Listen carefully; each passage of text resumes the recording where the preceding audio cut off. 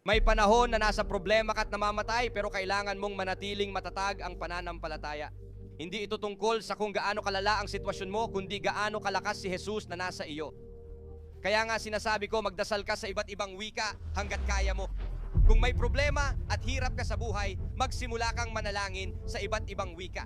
Simulan mong sabihin, Jesus. Simulan mong sabihin, Alleluia. Kailangan mong makita ang mga himalang nangyayari. At huwag kailanman magsalita ng negatibo sa sarili mo. Kasi pag negatibo sinabi mo, binibigyan mo ng daan ang mga puwersa ng demonyo na lumusob. Pero doon ka darating na may apoy ng Espiritu Santo. Doon ka lalapit at sasabihin, hindi ako dumarating sa puwersa o digmaan. Dumarating ako sa pamamagitan ng kapangyarihan ng banal na Espiritu.